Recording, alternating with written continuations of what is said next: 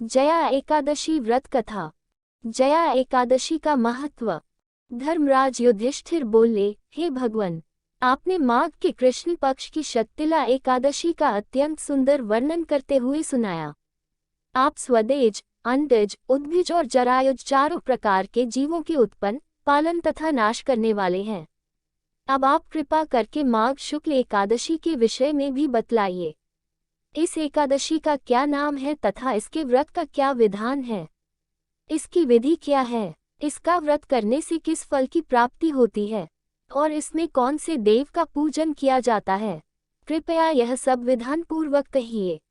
श्री कृष्ण कहने लगे कि हे राजन, माघ शुक्ल एकादशी के दिन आने वाली एकादशी को जया एकादशी के नाम से जाना जाता है।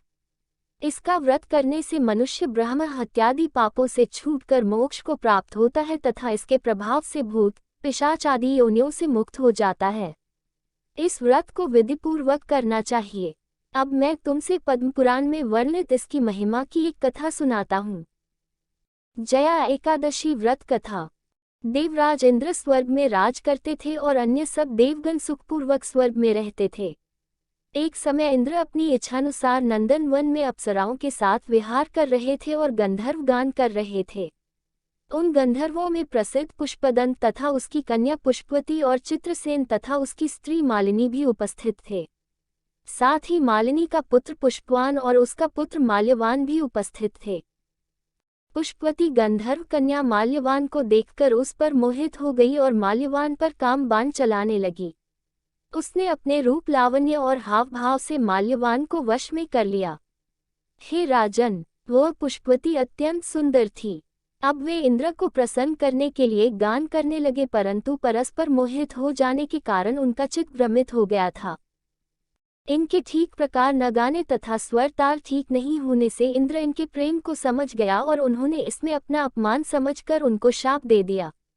इंद्र ने कहा, हे मूर्खों, तुमने मेरी आज्ञा का उल्लंघन किया है, इसलिए तुम्हारा धिक्कार है। अब तुम दोनों स्त्री पुरुष के रूप में मृत्यु लोक में जाकर पिशाच रूप धारण करो और अपने कर्म का फल भोगो। इंद्र का ऐसा शाप सुनकर वे अत्यंत दुखी हुए और हिमालय पर्वत पर दुखपूर्वक अपना जीवन व्यतीत करने लगे।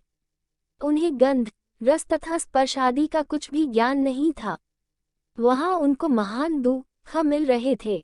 उन्हें एक क्षण के लिए भी निद्रा नहीं आती थी। उस जगह अत्यंत शीत था, इससे उनके रोंगटे खड़े रहते और मारे शीत के दांत बजते रहते। एक दिन पिशाच ने अपनी स्त्री से कहा कि पिछले जन्म में हमने ऐसे कौन से पाप किए थे जिससे हमको यह दुखदायी पिशाच योनि प्राप्त हुई। इस पिशाच योनि से तो नरक के दुख सहना ही उत्तम है। अतः हमें अब किसी प्रकार का पाप नहीं करना चाहिए। इस प्रकार विचार करते हुए वे अपने दिन व्यतीत कर रहे थे। दैव्य योग से तभी माघ मास में शुक्ल पक्ष की जया नामक एकादशी आई। उस दिन उन्होंने कुछ भी भोजन नहीं किया एवं अच्छे अच्छे कार्य किए। केवल फल फूल खाकर ही दिन व्यतीत किया और सांयकाल के समय दुखी अवस्था में पीपल के वृक्ष के नीचे बैठ गए। उस समय सूर्य भगवान अस्त हो रहे थे।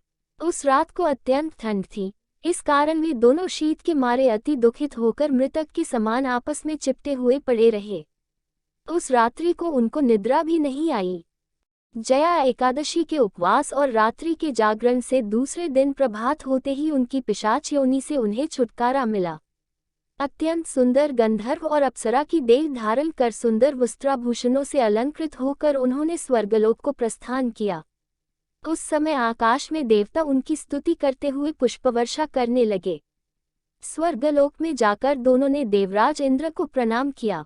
देवराज इंद्र इनको पहले रूप में देखकर अत्यंत आश्चर्यचकित हुए एवं पूछने लगे कि तुमने अपनी यह पिशाच योनि से किस प्रकार छुटकारा पाया, अतः हमें यह सब बतलाए। माल्यवान बोले, हे देवेंद्र, भगवान विष्णु की कृपा और जया एकादशी के व्रत के प्रभाव से ही हमारी पिशाच देह छूटी है। तब इंद्र बोले कि हे माल्यवान, भगवान की कृपा और एकादशी का व्रत करने से न केवल तुम्हारी पिशाच योनि छूट गई, वरन हम लोगों के भी वंदनीय हो गए, क्योंकि विष्णु और शिव के भक्त हम लोगों के वंदनीय हैं, अतः आप धन्य हैं। अब आप पुष्पवती के साथ जाकर विहार करो। श्री कृष्ण कहने लगे कि हे राजन युधिष्ठिर, इस जया एकादशी के व्रत से बुरी योनि से भी मुक्ति मिल जाती है। जिस मनुष्य ने जया एकादशी का व्रत किया है, उसने मानो सब यज्ञ, जप, दान आदि कर लिए। जो मनुष्य जया एकादशी का व्रत करते हैं वे अवश्य ही 1000 वर्ष तक स्वर्ग में वास करते हैं। बोलिए विष्णु भगवान की जय। भक्तों, एकादशी व्रत कथा और दूसरी धार्मिक कथाओं को सुनने के लिए हमारे साथ जुड़े रहें। आपका दिन मंगलमय हो। राधे राधे।